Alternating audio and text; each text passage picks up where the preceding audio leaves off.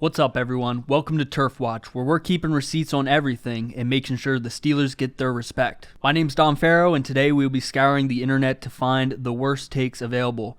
It's that time of the year, the hot takes are flying, so we know that the Steelers haven't been getting the respect they deserved all season, from Vegas setting the win total to 8.5, to players like TJ Watt being ranked below Myles Garrett in Defensive Player of the Year rankings. It doesn't make much sense, so we're here to set the record straight, what to believe, what not to believe, so let's get right into it. The Steelers walk into this game with a fresh slate against a talent-loaded San Francisco team. While filming this just a couple minutes ago, Nick Bosa became the highest-paid defensive player in NFL history. It is to be assumed he'll be there week one, which can make things interesting for the Steelers. But Vegas thinks it'll be closer than you think. Steelers are just one of 6 home underdogs in week one. They are 2.5-point underdogs. The media doesn't think this one will be too high scoring. The most scored points on here for the Steelers would be 24. They don't see the Steelers breaking that. Maurice Jones-Drew, one of the bigger names on here, he thinks it's going to be a high-scoring one. He thinks 26-17, as well as Mark Sessler. He thinks the 49ers are going to beat the Steelers in overtime. Most of these ones are keeping it close. I think every single one has it within a one-score game outside of Maurice Jones-Drew, so I think that's very likely. I think that is what you're going to see. Vegas thinks that. The media thinks that. So I'm not too upset with this. I'm actually surprised to see the Steelers getting some more love than they've been getting all offseason.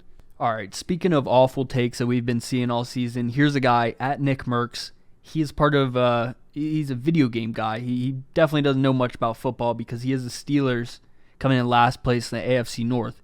He's not alone with that. A lot of people think the Steelers are not the best team in this division, but to consider them the worst, I think, is pretty foolish. We'll come back to that one. We got our receipts. Okay, so this guy from CBS, Ryan Wilson, he has a 2024 mock draft, and he has the Steelers with the 10th overall pick. So that could be some disrespect right there. Is he saying the Steelers are bottom 10 team, or is he saying that maybe they'll be trading up? That's interesting. I don't understand how an NFL draft expert could think that the Steelers are going to be this poor this season. They've only gotten better since last year. I think the win total is going to show that. And just the Steelers' consistency. I mean, they haven't had a top 5 draft pick since 1970. First choice, first round, Pittsburgh Steelers.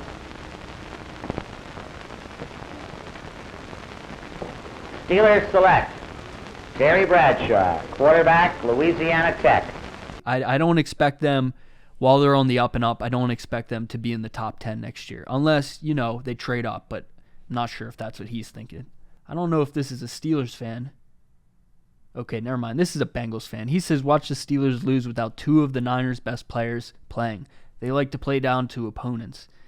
I mean, that sounds like some Steelers fan would say, so, At MSML_Steelers, we lose. We don't know how to adjust to baseline with cover 3 spam. Bengals fans in the comments going crazy. Here's a guy on our side. He says, hot take, the 49ers are way overrated. They're not a top 5 team in the NFL. I kind of agree with this one. I don't think they are. They're pushing top 10 this year. I just think there's too many question marks.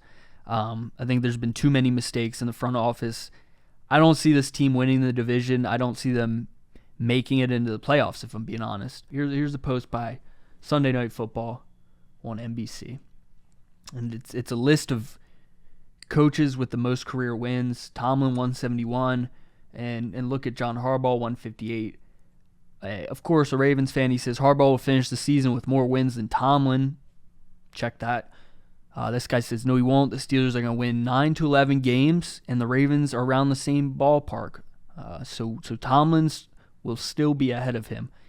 That's pretty optimistic for the Steelers. I do think the Ravens are going to win a lot of games. I think their new offensive coordinator is going to bring some life to that team. I think Lamar might be back to MVP form. That's just my personal opinion. But I also agree with him saying that the wins are going to be close enough where it's not going to be a difference. That big of a difference. Was at 13? Ridiculous. This guy says it was a hot take. LOL. But I have Steelers realistically winning 6 to 7 games this year. Might take another year for Harbaugh, but he will get there. Will he get there one day? I don't know. Do I care? Not really. We do not care. Will the Steelers win 6 to 7 games this year? Not at all. At minimum, they'll win 8, but I think 9, 10 I think 11 would be very nice, but I'm thinking that 9 to 10 area is going to be a sweet spot for the Steelers this year. The 49ers will lose their opener versus Steelers, and it won't be because they didn't sign Bosa in time. They did, or that they traded Trey Lance. He says it's going to be because the current 49ers always start slow. 2, it's an East Coast game. And 3, the Steelers are a very good team with a very good coach. All right, we're getting some respect here.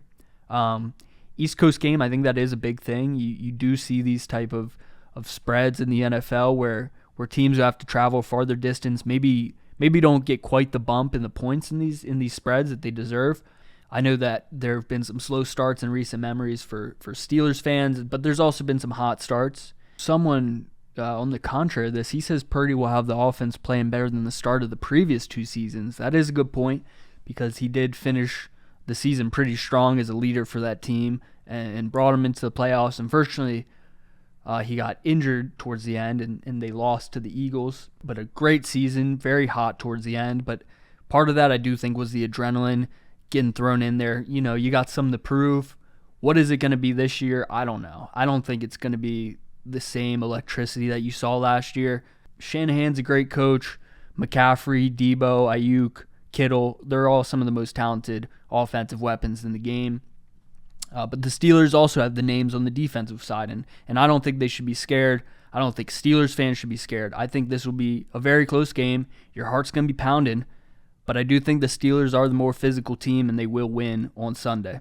All right, so here's Dan Orlovsky. We're getting some national media figures again. He says the biggest challenge for the Steelers is going to be the 49ers' interior defense. I think, like, if you're the Pittsburgh Steelers, the game is going to come down to how you handle the interior of this pass rush. Their right guard, center, and left guard.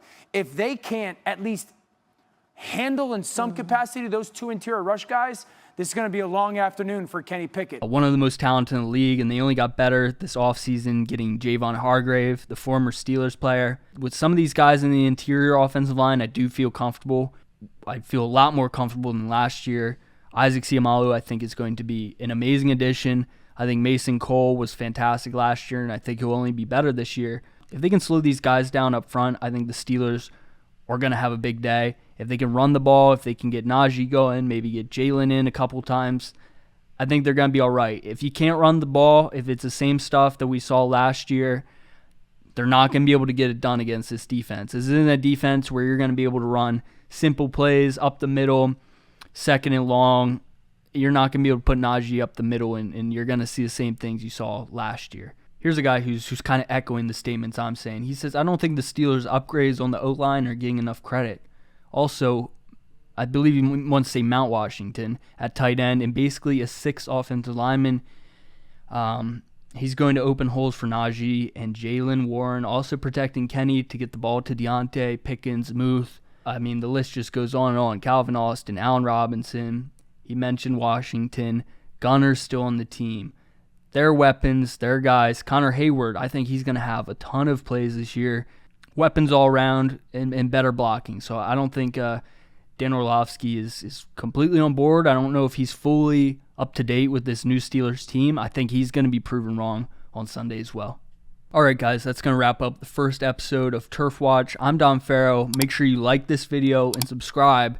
And here's the big thing, everyone. I'm going to need your help because it is tough to find all the disrespect out there. There's so many bad takes that it's almost hard to find them. So if you can, send me DMs, whatever the craziest thing you see all week. Send it to me about this upcoming game, about the season.